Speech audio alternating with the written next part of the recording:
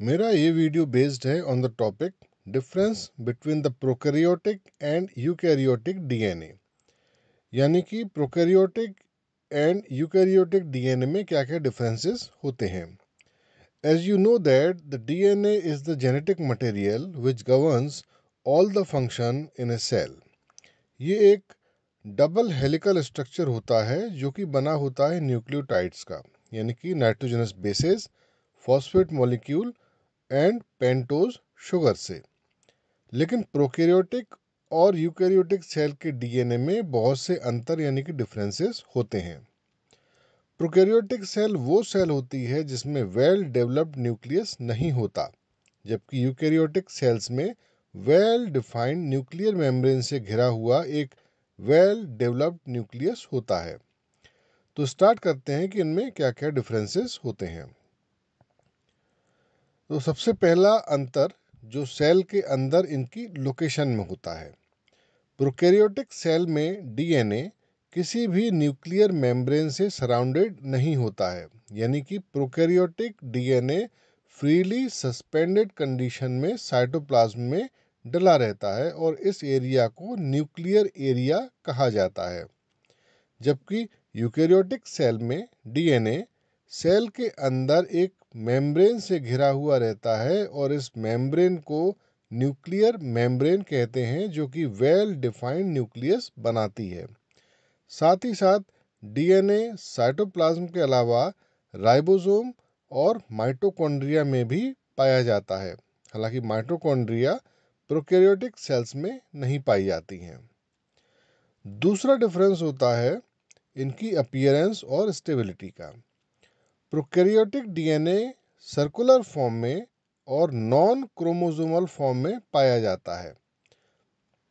Prokaryotic DNA जो nucleoid reason में पाया जाता है, सेल के अंदर का वो एरिया जहां सेल का जेनेटिक मटेरियल पाया जाता है उसे न्यूक्लियोइड रीजन कहते हैं, और जो किसी न्यूक्लियर मेम्ब्रेन से घिरा हुआ नहीं होता है, यानी कि genetic material which is not surrounded by nuclear membrane is called nucleoid region।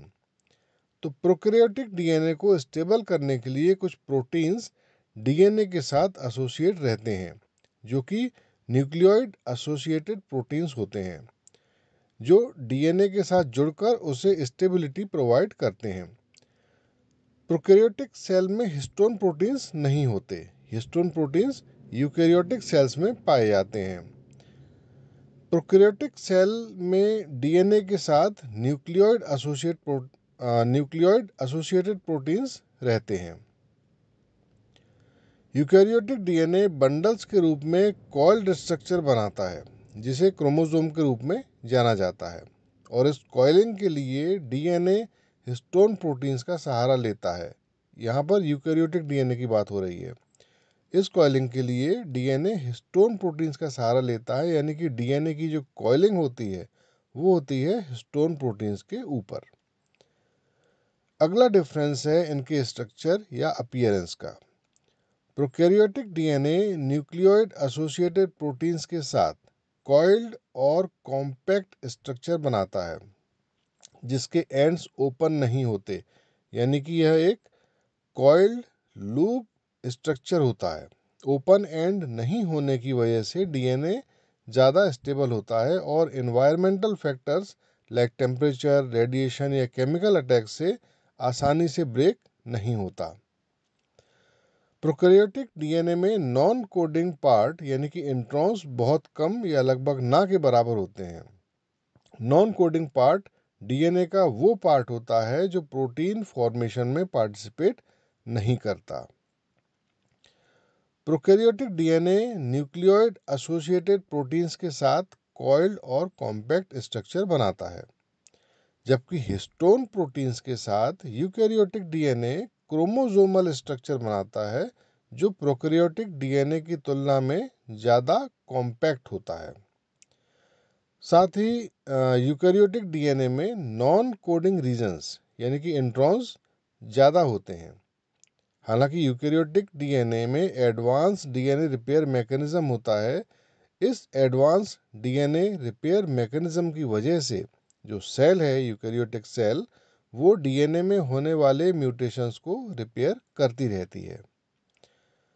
अगला डिफरेंस है इन दोनों टाइप के डीएनए के रेप्लिकेशन रेट का। प्रोकैरियोटिक डीएनए की रेप्लिकेशन रेट यूकैरियोटिक डीएनए की रेप्लिकेशन रेट से फास्ट होती है। इसकी कई वजह हैं, जैसे कि प्रोकैरियोटिक डीएनए का साइज यूकैरियोटिक डीएनए से छोटा होता है।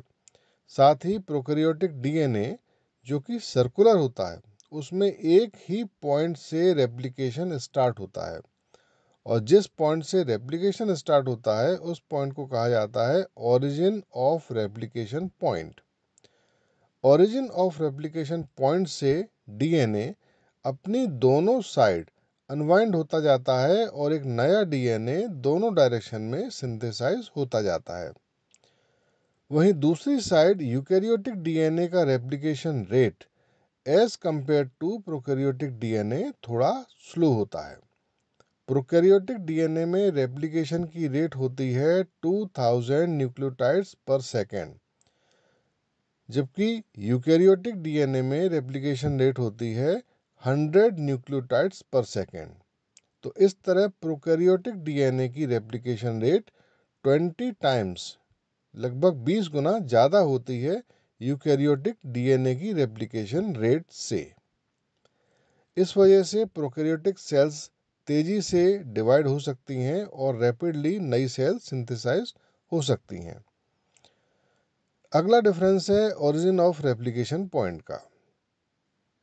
ओरिजिन ऑफ रेप्लिकेशन पॉइंट वो पॉइंट होता है जहां से डीएनए का रेप्लिकेशन स्टार्ट होता है।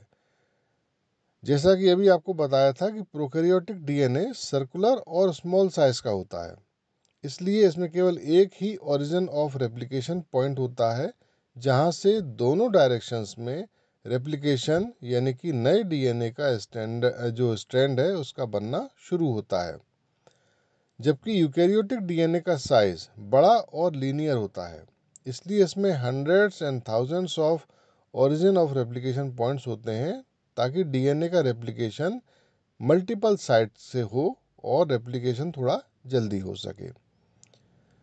अगला डिफरेंस है डीएनए की फॉर्म्स का। प्रोकैरियोट्स में smaller circular double stranded DNA पाया जाता है। प्रोकैरियोट्स में डीएनए के अलावा एक्स्ट्रा सर्कुलर डीएनए भी पाया जाता है, जिसे प्लाज्मिड कहते हैं, जो मेन डीएनए के अलावा रेप्लिकेट भी होता है। वहीं दूसरी तरफ यूकैरियोटिक सेल में long and linear double stranded DNA पाया जाता है। यूकैरियोटिक डीएनए के दोनों एंड्स पर repeating non coding DNA regions होते हैं, जिन्हें टीलोमियर्स कहा जाता है। ये डीएनए के ही नॉन कोडिंग सीक्वेंस होते हैं जो डीएनए को किनारे से डैमेज होने से बचाते हैं। Next difference is related with the stability. Generally prokaryotic DNA में जी एंड सी यानी कि guanine and cytosine base pairing ज़्यादा पाई जाती है as compare to AT. Prokaryotic DNA में ग्वानिन एंड साइटोसिन की बेस पेयरिंग ज़्यादा पाई जाती है। ग्वानिन एंड साइटोसिन की जो बेस पेयरिंग है जीसी, उसमें ट्रिपल बॉन्ड होता है, जबकि एडेनिन और थाइमिन यानी कि एटी बेस पेयरिंग में डबल बॉन्ड होता है। ट्रिपल बॉन्ड में डबल बॉन्ड की तुलना में एक हाइड्रोजन बॉन्ड ज़्यादा होता है, इसलिए ज़्यादा जीसी कंटेंट यानी कि ज़्यादा ट्रिपल बॉन्ड वाला प्रोकैरियोटिक डीएनए थोड़ा सा ज़्यादा स्टेबल होता है as compare to eukaryotic DNA. So these are some important differences between the prokaryotic and eukaryotic DNA. Thanks for watching.